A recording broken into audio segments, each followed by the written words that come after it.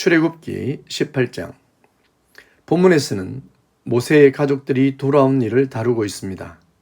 모세가 미디안 광야 호렙산 떨기나무에 임하신 하나님을 만나고 출애굽 사역을 위해 애굽으로 미션 여행을 떠날 때 가족은 함께 동행했습니다. 그러나 동행한 아내와 두 아들이 언제 집으로 다시 돌아갔는지는 알 수 없지만 그들은 미디안 광야로 되돌아간 듯합니다. 이제 모세의 장인 이드로는 그녀의 딸과 두 손자 게르솜과 에베네셀을 데리고 이스라엘 회중에게로 돌아왔습니다. 요셉도 애굽의 제사장의 딸과 결혼을 합니다. 모세도 미디안 광야의 제사장 이드로의 딸과 결혼을 합니다. 결혼이 얼마나 중요한 일입니까? 하나님은 성경의 구속사적인 측면에서 너무나도 중요한 인물 요셉과 모세의 아내가 왜 우상을 숭배하는 일에 책임을 맡은 그러한 영적으로 어두운 집안과 결혼을 하게 하셨을까요? 그들 주변에는 얼마든지 많은 여성들이 있었고 일반적인 가문의 여성과 결혼할 수도 있고 아니면 이삭처럼 이스라엘 족속 가운데 아내를 취할 수도 있는데 하필 왜 우상을 섬기는 가문과 그것도 제사장의 딸과 혼인을 해야 했을까요? 우연히 일어난 일일까요? 아니면 하나님의 의도가 있었을까요? 잠시 선지자 호세아와 그의 아내 이야기를 해봅시다. 선지자 호세아는 엄난한 엄녀를 아내로 두었습니다. 아내는 순결을 지키지 않을 뿐 아니라 그 삶은 더 타락으로 떨어지지만 호세아는 아내를 여전히 사랑합니다.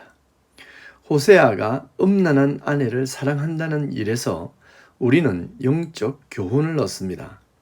하나님은 타락한 죄인이요 영원히 저주받아야 하고 돌에 맞아 죽어도 아무 말 할 수 없는 우리를 예수 그리스도의 아내로 맞아 주셨습니다.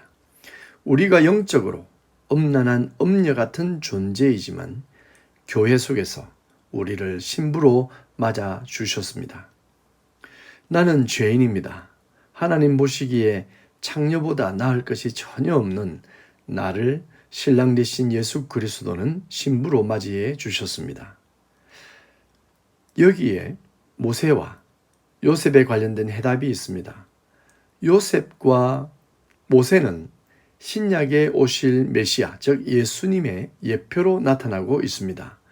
그들의 아내들이 공통되게 우상을 섬기는 제사장의 아내로 등장한 것은 오실 메시아는 그러한 죄인 중에 괴수인 나를 아내로 취하시고 그 아내를 회복시키시고 돌이키시는 사랑과 구원의 비밀을 담고 있다는 것입니다. 요셉의 가정이 구원을 받았습니다. 모세의 장인 이드로가 하나님을 찬양하며 하나님은 가장 큰 신이라고 그의 입으로 고백하고 있습니다. 이드로는 자신의 딸과 손자들을 데리고 이스라엘 회중 속으로 들어오고 있는 모습을 통해 이방 제사장이었던 이드로 가문의 회복을 볼 수 있어야 합니다. 이제 더 이상 미디안에서 우상을 섬기는 제사장의 가문이 아니라 여호와 하나님을 가장 큰 신, 그의 하나님으로 고백하는 은혜가 부어지므로 모세의 아내와 두 아들도 회복의 은혜를 누리게 되었습니다. 이드로는 계속해서 하나님이 애굽에게 행하신 일들을 듣고 하나님을 찬양합니다. 여호와가 교만한 애굽을 이기시고 승리하심을 찬양합니다. 그리고 번제물과 희생제물을 하나님께 가져옵니다. 이방신을 섬기는 자가 이제 여호와 하나님에게 희생제물을 드립니다. 그리고 그들은 하나님 앞에서 떡을 먹습니다. 성찬을 즐기는 것입니다. 구원의 잔치를 누리며 하나님 나라를 누리고 있습니다.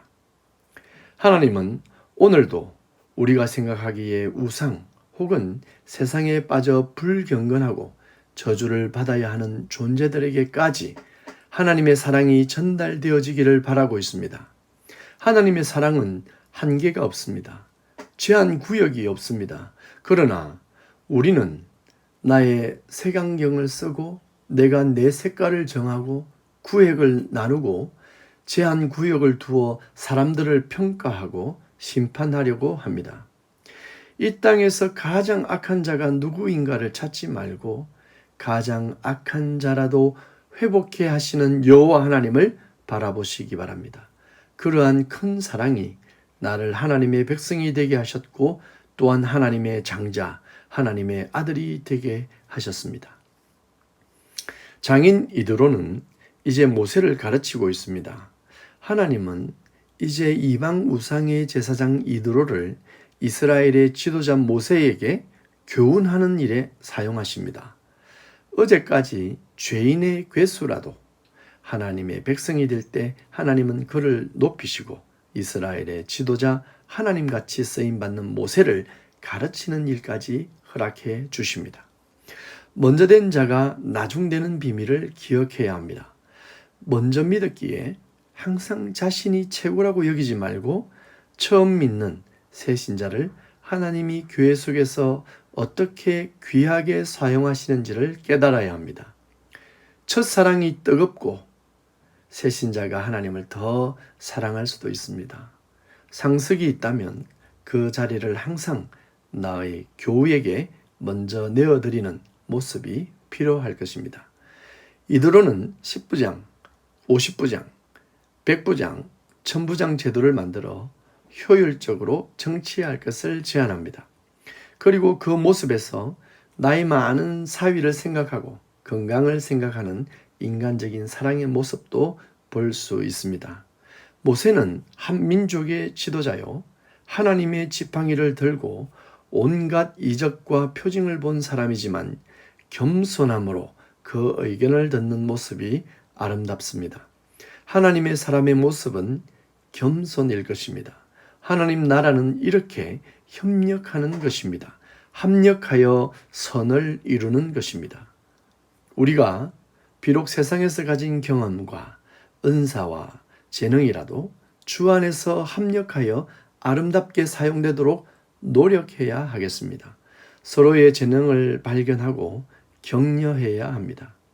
본문에서 이도르의 모습을 보며 하나님의 일하심을 발견합니다.